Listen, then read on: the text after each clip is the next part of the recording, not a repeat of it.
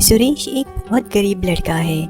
उसके mummy papa किसान हैं और खेती करके अपने घर का गुजारा करते हैं। सुरेश पढ़ाई में बहुत अच्छा है और स्कूल का सबसे होशियार छात्र है और सभी टीचर अक्सर सुरेश का उदाहरण देते हैं। देखो, तुम लोगों को साल भर पढ़ाया पर तुम्हें अभी भी कुछ याद नहीं। और सुरेश को देखो, उसे एक ही बार पढ़ाया और उसे सब याद है। देख लेना, सुरेश एक दिन इस स्कूल का नाम रोशन करेगा। जिस तरह से कुछ टीचर सुरेश को बहुत पसंद करते थे, उसी तरह एक मैडम सुरेश से नफरत करती थी। वो अक्सर छोटी छोटी गलतियां निकालती थी ताकि वो सुरेश को डांट सके। बच्चों, सबने अपना होमवर्क कंप्लीट किया? ऐसा कोई है जिसने अपना होमवर्क कंप्लीट नहीं किया? जल्दी बताओ। वो मैडम क्लास में घूमने लगती है और उनकी नजर सुरेश पे पड़ती है, जो क्लास के सबसे पीछे बैठा होता है। सुरेश की स्कूल ड्रेस थोड़ी पुरानी है और थोड़ी फटी भी है। मैडम सुरेश को खड़ा करती है। ए लड़के, तुम्हारी ड्रेस को क्या हुआ? मिस, मेरी ड्रेस फट गई है। अच्छा, मुझे लगा ये तुमने ड्रेस कबाड़ी वाले से खरीदी है। ये सब सुन के क्लास के सभी छात्र सुरेश पे हंसने लगते हैं। इस तरह सब बच्चों को खुद पे हंसते देखकर सुरेश को बहुत बुरा लगता है, पर ये सब देखकर सुरेश कुछ कह नहीं पाता और नजरें झुकाकर शांति से खड़ा रहता है। तुम ऐसे शांति से बुत बाट के क्यों खड़े हो? पर सुरेश कुछ नहीं कहता और नजरें झुकाकर खड़ा रहता है। अगर स्कूल यूनिफॉर्म खरीदने की औकात ही नहीं है तो इतने बड़े स्कूल में आते ही क्यों हो पढ़ने? सरकारी स्कूल में चले जाया करो, फ्री में तुम्हारी पढ़ाई हो जाएगी। पता नहीं ऐसे गरीब लोग स्कूल में आते ही क्यों हैं। मैडम की ये बात सुन के सभी बच्चे फिर से सुरेश का मजाक उड़ाते हुए हंसने लगते हैं और इस तरह बार बार अपनी बेइज्जती होता देख सुरेश को बहुत बुरा लगता है। उसके आंखों से आंसू आने लगते हैं और वो रोने लगता है।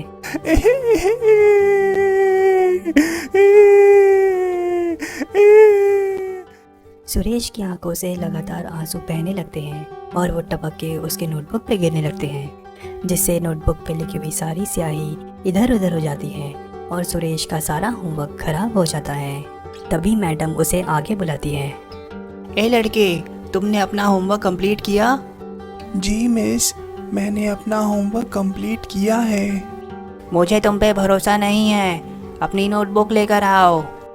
सुरेश अपनी नोटबुक ले आता है और उसे टेबल पे खोल के रख देता है। उसकी नोटबुक देखकर टीचर उस पे बहुत चिल्लाने लगती है। ए बच्चे, ये क्या मजाक है? इस नोटबुक पे तो पूरी स्याही फैली हुई है। होमवर्क कहाँ है तुम्हारा? सुरेश देखता है कि उसके टपके हुए आंसुओं से पूरा होमवर्क खराब हो गया है। पूरे नोटबुक पे स्याही फैल गई है। मिस, मैंने होमवर्क किया था, मैं सच बोल रहा हूँ। वो पानी गिरने की वजह से पूरा होमवर्क खराब हो गया है। मैडम उसकी एक बात नहीं सुनती और उसे डांटने लगती है। एक तो झूठ बोलते हो और ऊपर से जुबान लड़ाते हो। निकल जाओ मेरे क्लास से बाहर। तुम जैसे गरीब लोगों के लिए ये स्कूल बना ही नहीं है। और हाँ, शूज़ कहाँ है तुम्हारे? कल बिना शूज़ के स्कूल मत आना। इस तरह सभी बच्चों के सामने डांटकर टीचर सुरेश को क्लास से बाहर निकाल देती है। ऐसे ही किसी भी कारण से टीचर सुरेश को क्लास से बाहर निकाल देती है। कुछ समय क्लास से बाहर रहने के बाद बेल बज जाती है और सभी बच्चे घर के लिए निकल पड़ते हैं और जाते हुए रास्ते में पड़ने वाले नदी में गंदे किए हुए कागज फेंकते हैं। आज फिर नदी को कागज से गंदा कर दिया। पता नहीं ये ऐसा क्यों करते हैं। सुरेश नदी से सारा कूड़ा उठा लेता है और इसे जमा करके कूड़ेदान में डाल देता है। सुरेश को ऐसा करता देख जल देवता खुश हो जाते हैं। सुरेश घर आ जाता है और वो बहुत परेशान है। मेरे पास तो जूते ही नहीं हैं। कल अगर बिना जूतों के गया तो टीचर स्कूल में नहीं आने देगी। क्या करूं मैं? भगवान जी, मदद करो ना थोड़ी सी। सुरेश बहुत सोचता है और उसके दिमाग में एक आइडिया आता है। वो पास में पड़ा हुआ एक सफ़ेद कागज़ उठाता है और उससे एक जूता बनाता है। सुरेश उस जूते को अपने पाँव में पहनकर देखता है। अरे वाह, ये जूते तो एकदम फिट बैठ रहे हैं। अब कल से मैं भी स्कूल में जूता पहन कर जाऊंगा। अब सुरेश के पास एक जोड़ी जूते तैयार हैं। अब इन जूतों को काले कलर से पेंट करेंगे। और ये हो गए मेरे यूनिफॉर्म के शूज तैयार। सुरेश दोनों जूतों पे काले कलर से पेंट करता है, जिससे जूते एकदम यूनिफॉर्म के रंग के हो जाते हैं। अगले दिन सुरेश उन कागज के जूतों को पहनकर स्कूल जाता है। जैसे ही टीचर की नज़र सुरेश पे पड़ती है, वो उसे आवाज़ लगाती है। ए लड़के, तुम, हाँ तुम इधर आओ। मैडम देखती है कि सुरेश आज जूते पहनकर स्कूल आया है। अच्छा हुआ आज तुम जूते पहन कर आए हो, वरना मैं तुम्हें आज स्कूल में नहीं घुसने देती। चलो अंदर चलो। सुरेश ने आज भी होमवर्क किया है। मैडम सभी बच्चों का होमवर्क चेक करती है। सभी बच्चे अपना होमवर्क दिखाने के लिए लेकर आओ। सुरेश, आज होमवर्क किया है कि नहीं? अपनी नोटबुक लेकर आओ। ये क्या, आज पहली बार तो तुम जूता पहन कर आए हो, और वो भी इतना गंदा। जाओ इसे साफ करके आओ। मैडम टेबल पे पड़ा हुआ पानी का ग्लास उठाती है और सुरेश के जूते पे फेंक देती है। जूतों पे पानी गिरने से उनका कलर निकल जाता है और जगह जगह से कागज गीला होके फट जाता है। अच्छा, तो ये शैतानी की है तुमने? मुझे बेवकूफ़ समझा है तुमने? नहीं मैम, ऐसी बात नहीं है। जब तुम्हारी एक जोड़ी जूते खरीदने की औकात ही नहीं है, तो क्यों भर्ती लिया है स्कूल में? तुम जैसे गरीब लोगों के लिए स्कूल बना ही नहीं है। अब अगर असली यूनिफॉर्म के जूते लाओगे तभी अपनी शक्ल दिखाना, वरना मत दिखाना। निकल जाओ यहाँ से। सुरेश चुपचाप स्कूल से निकल आता है। वो बहुत उदास है। वो नदी किनारे बैठ जाता है। आज नदी में बहुत कचरा फैला है, पर सुरेश नदी से कचरा नहीं उठाता। ये देखकर जल देवता प्रकट होते हैं और सुरेश से पूछते हैं, क्या हुआ बेटा, तुम इतने उदास क्यों हो? मेरे पास शूज नहीं है, इसीलिए मुझे स्कूल से निकाल दिया है। बस इतनी सी बात? तुम हमेशा मेरी सफाई करते हो, इतनी सी मदद तो मैं तुम्हारी कर ही सकता हूँ। जल देवता अपने जादू से एक जोड़ी जूते सुरेश के लिए तैयार करते हैं। पर ये तो सफेद कलर के जूते हैं, पर मुझे तो काले चाहिए। जल देवता फिर से जादू से जूतों को काला कर देते हैं। ये लो, अब तो ठीक है ना? तुम्हारे लिए एक जोड़ी काले जूते तैयार। सुरेश काले जूते देखकर बहुत खुश हो जाता है और उन जूतों को लेकर घर चला जाता है। अगले दिन जब सुरेश इन काले जूतों को पहनकर स्कूल में आता है, तो मैडम उसे गेट पे ही रोक लेती है। ए लड़के, आज तो फिर वो कागज के जूते पहन के नहीं आ गए ना? नहीं मिस, ये तो मेरे यूनिफॉर्म शूज हैं। मैडम अपने मन में सोचती है, लगता है ये लड़का मुझे बेवकूफ़ समझ रहा है। आज फिर से क्लास के सामने इसकी बेइज्जती करूंगी। सारे बच्चे क्लास में इकट्ठा होते हैं और मैडम सुरेश को आगे बुलाती है। ये देखो, ये हमारे स्कूल का सबसे होशियार छात्र है, जो कागज के जूते पहनकर और उन्हें कलर करके स्कूल आता है। ये कहकर मैडम सुरेश के जूतों पर पानी फेंकती है। अभी देखना इसके जूते कैसे काले से सफेद हो जाते हैं। हा हा हा हा हा। पर सुरेश के जूतों का कलर नहीं उतरता। ये देखकर मैडम सुरेश के जूतों पर फिर से पानी फेंकती है। पर वो जूते ना फटते ना ही उनका कलर उतरता। उल्टा जल देवता के जादू से मैडम के चेहरे का रंग काला हो जाता है। मैडम को जब पता चलता है कि उनके चेहरे का रंग काला हो गया है, तो वो स्कूल छोड़ के भाग जाती है और कभी वापस लौट कर नहीं आती। अब सुरेश अपने इन जादुई जूतों को पहन के रोज स्कूल आता है और मन लगाकर पढ़ाई करता है। गर्मा गर्म राजमा चावल ले लो, गर्मा गर्म राजमा चावल ले लो। कोई फायदा नहीं हो रहा, पूरे दिन चिल्लाता रहता हूँ पर कुछ नहीं हो रहा। कोई तो चमत्कार हो जाए प्रभु, एक बार मेरी दुकान जल जाए बस। श्यामनगर गांव में हरिया अपनी माँ और अपने छोटे भाई राजू के साथ रहता था। हरिया परिवार को पालने के लिए गांव में ही ठेले में राजमा चावल बेचा करता था। कमाई के पैसों से अपने छोटे भाई के पढ़ाई का खर्चा भी हरिया ही उठाया करता था। एक दिन जब वो अपने काम से घर जाता है, तो उसकी माँ कहती है, बेटा तू जो काम करता है उससे कोई फायदा तो होता नहीं, ऊपर से तूने इस राजू को पढ़ाने का ठेका भी ले रखा है। पढ़ाई करके क्या करेगा ये? इतने पैसे तू इसके ऊपर बर्बाद कर रहा है। इससे अच्छा तो तू अपने बगल में ही एक खाने का ठेला लगवा देता, वहाँ से कुछ और पैसे आ जाते। माँ तुम भी क्या बात कर रही हो? मैं पढ़ नहीं पाया पर कम से कम ये तो पढ़ लिख लेगा तो घर की हालत ठीक हो जाएगी। पैसे की चिंता तुम मत करो माँ, मैं कहीं ना कहीं से उपाय कर ही लूंगा, बस ये मन लगा के पढ़ाई करता रहे। देख हरिया बेटा, बात समझने की कोशिश कर। मैं जो कहती हूँ उसका लाभ तुझे बड़ी जल्दी दिखाई देगा। पढ़ाई करके कुछ बने, इतना भरोसा तो मुझे नहीं है इस पर। हरिया इस बार बिना कुछ बोले अपने कमरे में चला जाता है। कुछ ही देर में बिस्तर में लेटने के बाद वो सोचता है, मैं तो अपनी तरफ से पूरी कोशिश कर रहा हूँ, फिर भी माँ पता नहीं ऐसे क्यों बोलती रहती है। बहुत जल्द पैसे का जुगाड़ करना ही पड़ेगा, तभी राजू की पढ़ाई आगे हो सकती है। कल कुछ उपाय करके देखता हूँ। अगले दिन हरिया हर रोज की तरह अपने ठेले में राजमा चावल बेच रहा होता है। तभी उसके यहाँ बगल के गांव से एक सेठ खाना खाने आता है। राजमा चावल खाते ही सेठ बहुत खुश हो जाता है। अरे वाह, अरे वाह, अरे वाह, मिल गया, मिल गया, मिल गया मुझे जो चाहिए था। क्या मिल गया सेठ? खाना ठीक तो है ना? अरे ठीक, ये तो अति उत्तम है। तुम मेरे लिए काम करोगी, मैं तुम्हें एक दिन के लिए 3,000 रुपए दूंगा। मेरे पास लोगों के फंक्शन के लिए तरह तरह के स्टॉल लगाने के ऑर्डर आते हैं। तुम भी अब मेरे साथ काम कर लो, तुम्हारी वजह से तो और लोगों से फंक्शन के ऑर्डर आ जाएंगे। सेठ सच में आपको खाना अच्छा लगा क्या? आप ही पहले एक ऐसे इंसान हैं जिसने ऐसी तारीफ की। तुम बड़े ही सीधे लगते हो, ईमानदारी से कोई व्यापार नहीं चलता। कोई बात नहीं, कोई बात नहीं, मेरे साथ रहते रहते सब सीख जाओगे। हरिया पार्टियों में सेठ की तरफ से राजमा चावल का स्टॉल लगाने लगा। उसके राजमा चावल लोगों को इतने पसंद आने लगे कि धीरे धीरे वो लोगों के बीच में काफी प्रसिद्ध हो गया। सबसे ज्यादा लोग उसी के स्टॉल पे खाने के इंतजार में खड़े रहते। हरिया की वजह से सेठ को भी अन्य जगहों से भी पार्टियों के ऑर्डर आने लगे। सेठ खुश होकर हरिया को और भी ज्यादा पैसे देने लगा। कितना अच्छा चल रहा है सब कुछ।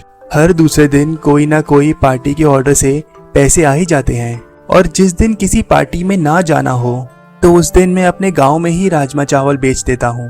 मुनाफा ही मुनाफा। लगता है भगवान ने मेरी सुन ली। सेठ की वजह से मेरी जिंदगी बिल्कुल बदल ही गई। अब मैं राजू को आगे की पढ़ाई के लिए कुछ पैसे देकर शहर भेज ही देता हूँ। हरिया अपने भाई को कुछ पैसे देकर शहर भेज देता है। यहाँ सेठ की वजह से उसका काम तो लगातार बढ़ता ही जा रहा था। एक दिन पार्टी में हरिया के स्टॉल में इतने लोग आ जाते हैं कि राजमा कम पड़ जाता है। हरिया किसी भी तरह की मुसीबत से बचने के लिए सेठ के पास जाकर उसे सारी बात बता देता है। सेठ, एक दिक्कत हो गई है। चावल तो अभी पड़े हैं पर राजमा कम पड़ गया। कुछ उपाय बताइए, मैं क्या करूं? अरे इसमें सोचने वाली क्या बात है हरिया, बचे हुए राजमा में पानी मिलाकर काम चला लो, किसी को कुछ पता नहीं चलेगा। मैंने तुम्हें कहा था ना, मेरे साथ रहते रहते तुम सब सीख जाओगे। हरिया अब हर पार्टी में राजमा में अधिक मात्रा में पानी मिलाकर लाने लगा। लोगों को भी ऐसे किसी बात की भनक तक नहीं लगी, इसलिए हरिया के स्टॉल से अभी तक भीड़ कम नहीं हुई थी। अरे ये तरीका तो बड़े काम का है। मैं अपनी दुकान में भी इसी तरीके का इस्तेमाल करूंगा और अपना मुनाफा कमा सकता हूँ। वैसे भी दुकान में कम ही लोग आते हैं, किसे क्या पता चलेगा। ईमानदारी करके तो व्यापार नहीं चलाया जा सकता। अब हरिया भी अपनी दुकान में मिलावटी राजमा बेचने लगा। कुछ दिनों तक तो सब कुछ एकदम ठीक ठाक से चलता रहा। किसी को कानो कान खबर तक नहीं लगी कि हरिया अब ज्यादा पानी मिलाया हुआ राजमा बेचता है। इसी बीच शहर से एक खबर मिलती है कि उसके छोटे भाई राजू की एक कंपनी में नौकरी लग गई है। नौकरी की खुशी में गांव वालों को दावत देना जरूरी है, नहीं तो जिंदगी भर सब ताना मारते रहेंगे। हाँ बेटा, तेरा तो अपना काम है ही, तू सबको राजमा चावल की ही दावत दे दे। इस बार कोई मिलावट नहीं, घर का मामला है। सबको इतनी अच्छी दावत दूंगा कि मरते दम तक याद रखेंगे, बिना किसी मिलावट के राजमा चावल। सारे गांव वाले हरिया के दिए हुए दावत से बहुत आश्चर्यचकित हुए। उन्होंने इतना स्वादिष्ट राजमा चावल कभी नहीं खाया था। क्या बात है, इतना स्वादिष्ट राजमा चावल! यानी कि तुम अपने दुकान में मिलावटी खाना बेचते हो। अब तो हम तुम्हारी दुकान में कभी नहीं आएंगे। तुमने हमें बेवकूफ बनाया ना, अब देखना तुम जरा। हाँ सही कहते हो, ऐसा स्वाद तो तुम्हारे दुकान के राजमा चावल का बिल्कुल नहीं रहता। तुम बस हम सबसे पैसे लूट रहे थे। अब से कोई भी तुम्हारी दुकान में नहीं जाएगा। जैसे ही लोगों को सच्चाई का पता चला, लोगों ने उसकी दुकान पे जाना छोड़ दिया। सेठ ने भी हरिया को अपने पार्टी में बुलाना बंद कर दिया। फिर से हरिया की हालत पहले जैसे ही हो जाती है। अरे ये क्या हो गया अचानक से? जब तक मैं मिलावट करता रहा तब तक किसी ने कुछ नहीं कहा। जैसे ही मैंने ईमानदारी से काम किया, मेरी हालत फिर से वैसी हो गई। इस सबसे अच्छा तो मैं पहले ही था, चैन से अपनी दुकान चला रहा था। ना सेठ होता ना इतना सब कुछ होता। राजमा चावल ले लो, राजमा चावल ले लो, गर्मा गर्म राजमा चावल कोई तो ले लो। हे भगवान, कोई तो आ जाओ दुकान में। अगर हरिया बिना पानी मिलाए हुए राजमा पहले की तरह बेचा करता तो उसके साथ ये सब नहीं होता। ज्यादा लालच के चक्कर में हरिया को जो मिला उसने वो सब खो दिया। नानीपुर गांव में 2 जाति के लोग रहते हैं। एक है ऊंची जाति के अमीर लोग और दूसरे निचली जाति के गरीब लोग। ऊंची जाति के अमीर लोग गांव के निचली जाति के लोगों को हर समय भला बुरा सुनाते। उसके साथ ही उनका अपमान करने के लिए हर निचली जाति के लोगों के नाम के पीछे लाल लगा शब्द का प्रयोग करते। एक दिन एक निचली जाति का लड़का विशाल ऊंची जाति के लोगों के ऑफिस में नौकरी की तलाश में आता है। साहब, मेरा नाम विशाल है और मैं नौकरी की तलाश कर रहा हूँ। क्या नाम बताया तुमने अपना? सर, मेरा नाम विशाल है। तुम्हारा नाम विशाल लाल है और तुम निचली जाति के हो, समझे? तुम अपने नाम के पीछे लाल लगाया करो। और तुम्हें पता है ना, हमारे ऑफिस में निचली जाति के लोग काम नहीं करते, तो दफा हो जाओ यहाँ से। पर साहब, मेरे पास डिग्री है और मुझे ऑफिस का सारा काम आता है। तुम्हारे पास डिग्री हो या सोने के बिस्किट, मुझे उससे क्या लेना देना। हो तो तुम निचली जाति के गवार ही ना। इस तरह से अपनी बेइज्जती होता देख विशाल चुपचाप ऑफिस से चला जाता है। विशाल एक पढ़ा लिखा और होशियार लड़का है। कोई भी अमीर लोग उसे अपनी ऑफिस में काम नहीं दे रहे थे। आज ऑफिस में हुए बेइज्जती से विशाल बहुत उदास हो जाता है। उसे उदास होता देख एक निचली जाति का लड़का सुनील उसके पास आता है। अरे भाई, इतने उदास क्यों हो? भाई, मुझे कोई नौकरी नहीं मिल रही, क्या करूं मैं? अच्छा, तो ये बात है। तुम्हें पता नहीं कि हम निचली जाति के लोगों के लिए कोई नौकरी नहीं। पर मैं कोई अनपढ़ गंवार नहीं हूँ, पढ़ा लिखा हूँ और मेरे पास तो डिग्री भी है।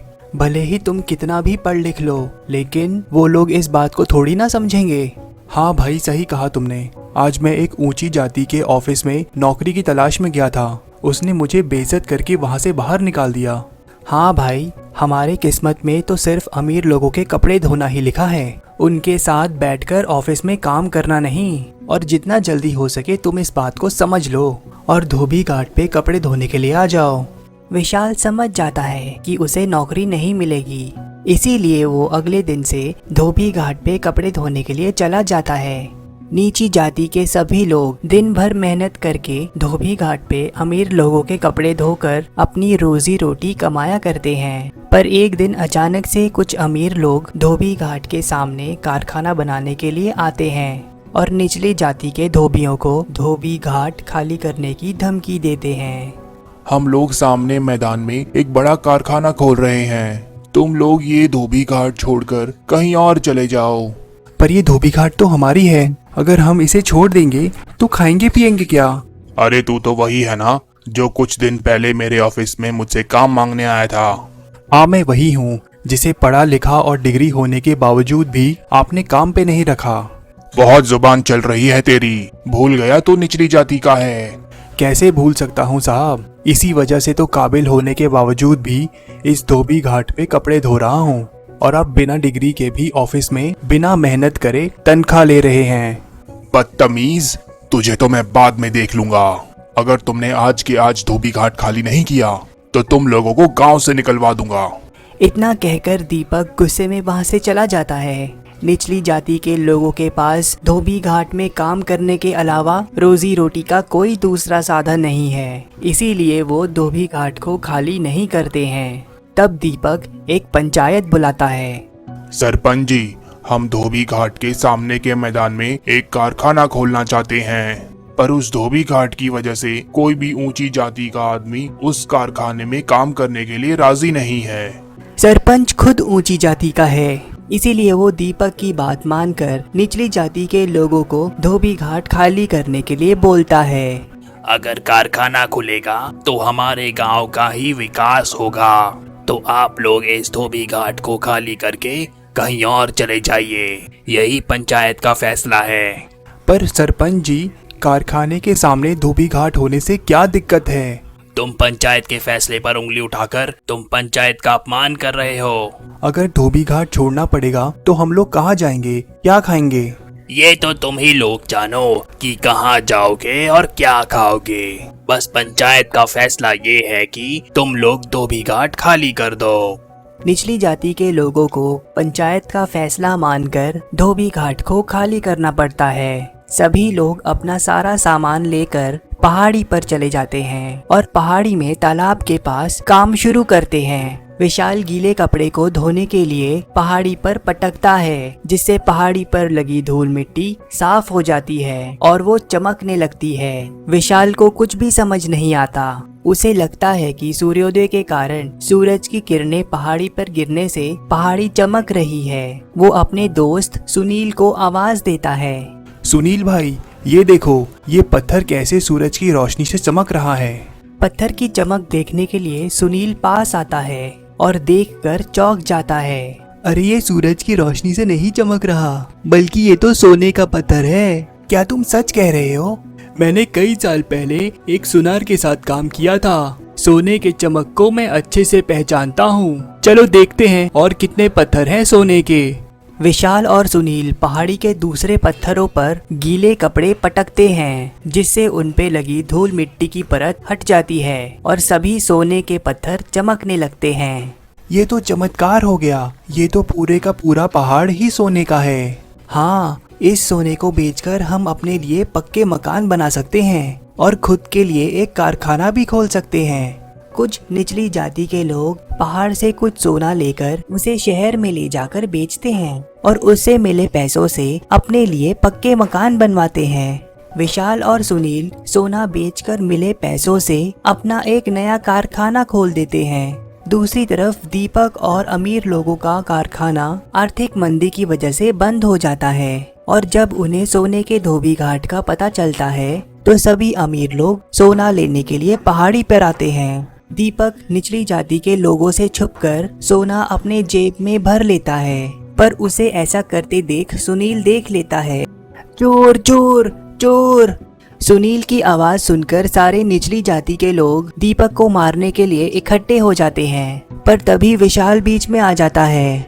ऐसा क्या हुआ साहब जी, जो आपको चोरी करने की नौबत आ पड़ी? मैं चोर नहीं हूँ। आर्थिक मंदी की वजह से हमारा कारखाना बंद हो गया है और हमारा सारा पैसा बर्बाद हो गया है। हम सबके घर भी बिकने वाले हैं।